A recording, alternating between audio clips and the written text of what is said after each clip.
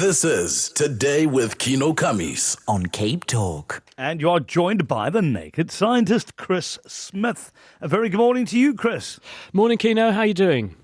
Always good, sir. Even better when I'm chatting to you. I get mesmerized by your knowledge, so everybody else does as well. So people can call in if you're listening to us. If there's a question about the world and you believe that there's possibly a scientific answer to that question, put that question to us on 021 446 0567, and you can also add us to WhatsApp on 072 567 1567. Chris, let me throw one out there, and it's got to do with the brain. What makes, and it's in relation to a discussion I've just had with our National Minister of Education, where in grade 9, standard 7, they will issue a certificate, and young people can then go into different streams. Now, there are different education systems around the world that do that as well. But what makes young people, anybody, more creative versus, let's say, academic? Because some people are saying you're either academic or you're creative, but very rarely a mix of both. Can you give us some insights into that and how the brain works? Yeah, well, I can certainly try. In your brain, there's 100 billion plus nerve cells. And there's also probably 5 times that many non-nerve cells. And this aggregation together forms this jelly-like mass that we call a human brain. But the amazing thing about it is that forms from just a small number, a handful of stem cells. And it puts itself together following a rough plan, a bit like building a cabinet from IKEA. You get these instructions and you interpret them, and you put together your cabinet. Well, your brain puts itself together by following an instruction book in your DNA.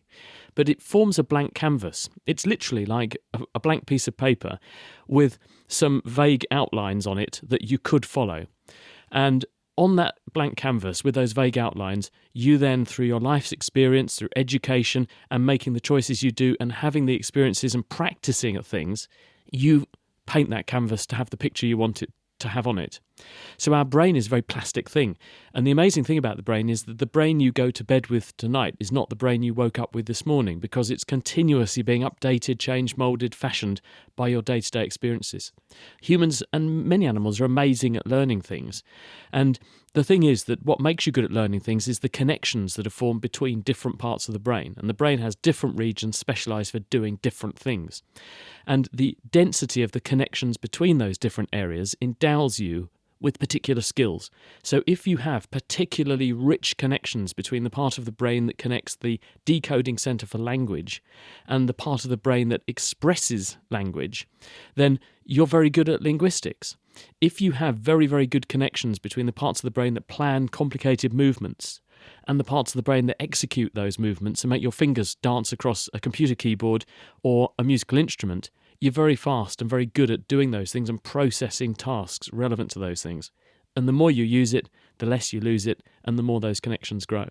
So basically, to answer your question in a shorthand way, we are all genetically different. Therefore, the blank canvas that we're inheriting has been slightly differently put together in every single one of us, and the potential is there in every single one of us, and the dice are slightly loaded in terms of how that brain's going to mould and fashion itself, and after that, chance takes over, and you make it what you will, and your life's experiences are crucial. So there's a degree of nature there, but there's an enormous amount of nurture too. And that's why education that's strong investment from a young age is really critical, because your brain is only that fluid and plastic, meaning you can learn a language in literally days. You can't do that when you get older. So you have to make the most of it when you're little, and that sets the tone for the rest of your life. So you then also have the emotional center of the brain, or at least, well, part of it is, I think they call it the limbic system, where you've got the amygdala, which does your flight and fright, and then you get the hippocampus that also stores memories, right? And some people are saying people who are more creative, I would imagine then, would have a denser mass within that limbic system, a denser connection within the limbic system. Would that be right? You can do something called connectivity mapping, and this is done using an MRI scanner, magnetic resonance imaging. You put a person into the scanner and you stimulate them with various tasks that particularly engage certain parts of the brain. And you can use the scanner statistically to say, well, when this bit of the brain becomes active, what other bits of the brain also become active at statistically roughly the same time. And you can begin to map out how the different brain areas are talking to each other. And that enables you to gauge the bandwidth that connects them. And as you know, with your internet connection, the more bandwidth you have, the more information you can exchange quickly. And that's what sets apart different brain functions being processed quickly versus slowly. The limbic system is a very ancestral part of the brain. It's very old, as in we've inherited this from creatures that are very ancient. It's very concerned with navigation, interacting with the environment, remembering your way around places, but equally with reacting to danger and remembering when to react to danger and when things are not dangerous. So yes, it's at the heart of your emotional centre, and very quickly you send messages from that area through the filter of higher brain areas that then say, well, should I be reacting like this? Should I be looking offended when that person says something out of turn, or should I just ignore them? And so what we've got that other creatures don't is this higher level of filtering. So we have these ancient areas of the brain that feed our reactions up through them. They filter off the things that will probably get us into trouble, unless you're Donald Trump. And that area of the brain is slightly absent in him, but then they manifest as your behaviour. Oh, you're listening to Dr. Chris Smith, also known as the Naked Scientist, with you until 10. So any questions about the world around you? If you want to find out the scientific answer to that, well, he can certainly try his best. Let's start with Keith in Hart Bay. Hi, Keith. Good morning. Morning. Ask your question, sir. Good morning. Yeah, I'm a medical doctor, and as a medical student, we were taught that colds are caused by adenoviruses and flu is caused by influenza viruses. But these days, everybody says they've got the flu, and very often they've just got a cold. And in that respect, your take on the role of influenza vaccines, wherein historically they've always mutated somewhere else, Hong Kong, Singapore, but never in Cape Town. Your take on that too, please. Wonderful question. Morning. Chris? Well, the other question, the other aspect of this is, what is the common cold? And the common cold isn't just one entity. The common cold is hundreds of different viruses. There are viruses called adenoviruses. There are about 45 to 50 of them that affect humans. A good half of those can cause cold-like symptoms in us. But there are hundreds of rhinoviruses, the viruses that cause a runny nose and a headache. And there are also about 100 enteroviruses. And that's before you even embark on looking at things like parainfluenza viruses and human metapneumoviruses and coronaviruses. So there are literally hundreds of things that come under the umbrella of the common cold. And then sitting alongside that are this very specific group of viruses which come under the family, the orthomyxoviruses, and that's where influenza is found. And influenza has only really been a problem for humans for a matter of thousands of years. Of course, humans have been around for hundreds of thousands of years. So why is it that flu has only been a problem more recently? And this is because flu is, by origin, an infection of birds, and specifically aquatic birds, things like geese. And in those animals, flu is an infection of their intestines. So these birds catch it, they do get a bit snotty and a runny nose, but they poo out loads of viruses into the water they're living in. And then other birds who are feeding and swimming around in that water pick up those viruses, and that's the life cycle of the virus. And once there were sufficient numbers of humans on Earth to actually maintain a transmission chain for influenza, because it's an acute infection, you catch it, you become very ill, you become very infectious, you pass it on to somebody else, and then you become either dead or better. And when you're better, you're immune to that particular type of virus for the rest of your life. So there has to be a threshold number of infectable people on Earth so a transmission chain can be maintained. And because we become immune to the flu once we've caught it, the virus has to undergo a continual process of evolution. This is called genetic drift, where small changes to the genome, the genetic makeup of the virus, subtly change its shape, its configuration, and its appearance to the immune system so that you can keep catching flu A year on year on year, but you're catching a slightly variant or different form of it, and the virus is a moving target because it has to be. And though where does it change and evolve? It changes and evolves as it goes from person to person, because as the virus grows in you, it makes loads of genetic spelling errors, because it's got an error-prone system for copying its genetic information. So the virus that actually you catch is not the virus that you pass on to somebody else, because you will mutate it and change it slightly when you hand it on. Many of these mutants are useless and they just disappear, but some are very efficient at spreading and they spread more. And those are the ones that then make this enormous circuit of the globe, taking a year to do it, and they tend to arrive in any given geography coinciding with the winter in that geography. So there's that progressive process of evolution of the virus year on year around the world, and that's why flu keeps coming back, and it's evolving everywhere. Keith, happy with that, eh? Yeah, very good answer. Thanks. Here we go. It's Dr. Keith out in Hart Bay. Let's go to Martin in Sea Point. Hi, Martin. Good morning. My question is, we know that the Earth takes 365 days to rotate around the sun, and that equals to 1 year. But now, at what stage in human sort of society was that determined? Because in many newspapers, one reads a column today in history, and they give like the year 120 BC where something happened, or in the year 53 when something happened.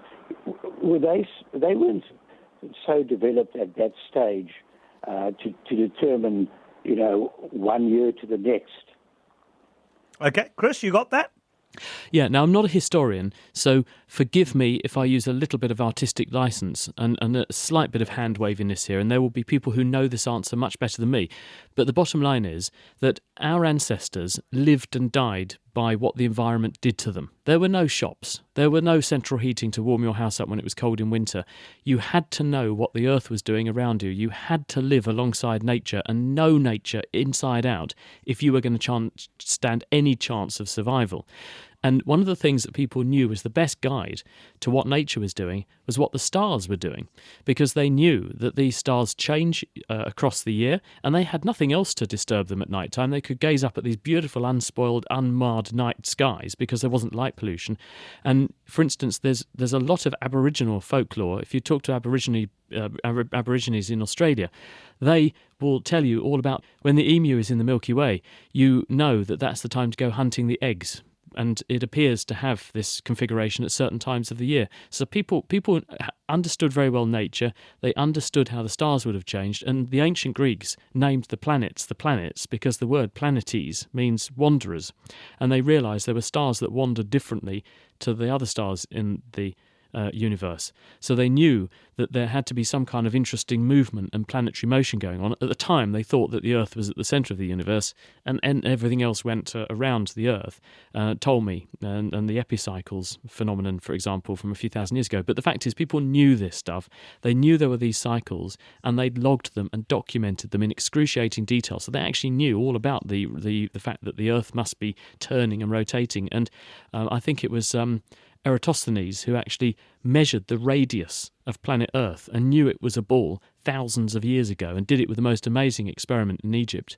So people had a pretty good insight actually into all of this right from the get-go, I think probably driven by the fact that you lived and died by what nature did to you. So if you understood it, you had a much greater chance of success. But let's move on to Nick. Nick in Somerset West, and here's a question about the Hadron Collider. Hi, Nick. Good morning. Good morning. I would like to know if the Hadron Collider has detected other dimensions yet.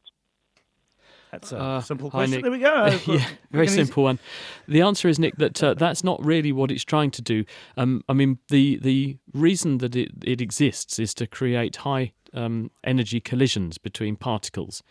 And why we're doing that is that the rationale is that the Earth is made of elements. Those elements are atoms. We thought that, and the name atom comes from the Greek tomos, atomos, meaning can't be cut down further, because people thought that the atom was the smallest fundamental unit of what things were made of. And then people realised if you give them enough energy and smash them together, you can break them up into subatomic particles. And then they did experiments where if you give even more energy to things, you can break up the subatomic particles to fundamental particles that make up those subatomic particles. So, for instance, quarks make up protons and neutrons, for example, and there's also electrons there as well. And so what they're trying to do there is to understand the fabric of and the nature of matter. Now, it might well be that that does give us some insights into whether other dimensions exist. And there is some physics that's exploring how particles behave and how their energies can be explained and how their relationships to each other can be explained. And those may give insights or enable us to test hypotheses about whether there are other different dimensions, because you can look for disparities in the way these things behave, and you can only explain that if there might be, for instance, another dimension with a particle doing something in another dimension that we can't directly interact with. But the Large Hadron Collider is not trying to create those dimensions, it's trying to test hypotheses that might point towards their existence. But at the moment, all this stuff remains theoretical. And what we think that we've got at the moment is an explanation about why things have mass, and that was the Higgs boson. And they're now upping the energy to see if we can disclose any more new physics. But at the moment, a lot of this stuff is just very complicated theories, and there's no direct evidence for it. And we've got another one you have from DJ. DJ says, why should we be concerned about the 1.5 or 2 degree increase in climate when the weather changes by much more every day? And what would the impact of 2 degrees warming mean for the average person on the street? Yeah, I think climate scientists could do more to explain this because they don't make this clear. When people are talking about a 1.5 or a 2 degree change in temperature, they're not talking about the temperature today in Cape Town or the temperature today in London. They're talking about the global mean temperature. In other words, if you took all the temperatures everywhere around the Earth, added them all together and divided by the number of readings to get the average, what they're saying is that with present trends, the average temperature will now be 2 degrees or 1.5 degrees or whatever number we're going for, higher than it was in history. In other words, there's more energy in the Earth system, and so the global mean temperature has now become higher. Superimposed on that mean temperature, of course, is going to be a day-night cycle, there's going to be a seasonal cycle, and departures brought in by random weather problems. But why we worry about this is that if the Earth's overall temperature increases, the Earth is in equilibrium, and there's a certain amount of energy coming in from the sun, and the planet is radiating some of that energy back out into space, and the amount or rate at which it's lost into space is determined by factors such as how much ice there is to reflect the light back off into space, how much cloud cover there is to reflect light into space and to trap heat close to the ground, and what the composition of our atmosphere is. The more water there is in the atmosphere, the more carbon dioxide there is in the atmosphere, the more heat we're going to trap. And if we trap more heat, then we change how much ice is there, and that means we trap how much heat we radiate. We affect how much heat we radiate back into space. We affect how warm the oceans are. And if you've got a warmer world, there's more energy overall in the system, and therefore there's more energy behind weather systems, and therefore you can get more catastrophic weather. And that may have a major problem for people who live in coastal areas, for example. So that is why people are worried about this, because 2 degrees doesn't sound like much, but in energy terms, it's a huge increase in the overall energy in the system, and therefore has the potential, A, to cause dramatic ice melting. That could translate into metres of sea level rise. At the moment, they're talking about between 80 centimetres and a metre of sea level rise over the next 100 years, which is enough to completely bury underwater many islands that are inhabited by lots of people in many places. It will lead to storm surges, which will wash coastal settlements away. It will make certain areas of the ocean non-productive, so people who depend on the ocean for their existence, whether that's just fishing or whether it's gathering other natural resources, their life will become untenable. So the consequences will become absolutely huge, and that's just around the oceans. Then you've got to consider the fact that people who live on land, their rainfall will change because of those sorts of patterns. Crops will and won't grow in certain areas. If people are forced to move, the diseases that people have will go with those people. If animals are forced to move, they'll take those diseases that they can inflict on people with them. So there could be all kinds of consequences and this giant domino effect that we need to prepare for, because inevitably the climate does change, and we might be accelerating the rate at which that change is going to happen. So we need to be aware of this and do what we can to mitigate it. Now, Peter asks, can memory be improved? Interesting question, because what is memory? Well, memory is the ability of you to recall information. And the way we store information in the brain is in short-term and long-term memory. And there are also different forms of memory. You have memories for sounds, you have memories for touching, you have memories for example, specific facts and figures, and then you have memories for what you did at what time of what day. By and large, you probably can improve all of those sorts of memories with practice. But superimposed on that is the aging process, and we're all getting older all the time. And as you get older, your brain becomes more rigid and less able to assimilate new information. So I'd say that yes, you can improve memory. You can improve memory by developing techniques so that you don't forget things. And this can include writing things down, rehearsing things. So for instance, when I meet somebody, I always make sure I say their name back to them, because then I've heard myself say it and I'm doubling my chances of remembering their name, because I know that I said, hello, Kino, and not only have I got your face in my face memory and your name next to it, I've also then got a phonological, an audio memory of me saying your name, and you can double your chances of remembering things. So those are sorts of tricks that you can use to increase the memory bandwidth for certain sorts of things, and therefore you have a higher likelihood of getting to recall them. Well, Bruce, that was brilliant. Sorry, Chris. I need work on the memory front, I've got to tell you. You're going to have to help me with that. Dr. Chris Smith, always a pleasure, Chris. Looking forward to next week. And by the way, people want to check out the work you're doing, your website, please. Yeah, go to nakedscientist.com, because we've actually been going 20 years as of next year, and we were one of the first podcasts ever to exist. So there's about 1,000 plus podcasts on nakedscientist.com now. They're all free, and we've got the transcripts to most of them, all the scientific references for things. So it's a great learning resource. And so in our 20th year, we're having a big sort of international conversation around how wonderful science is and where it's come from too. So do come and check out nakedscientist.com. You get all the content for free for the last 20 years of scientific endeavour. Love it. Thank you very much for your time, Chris, as always.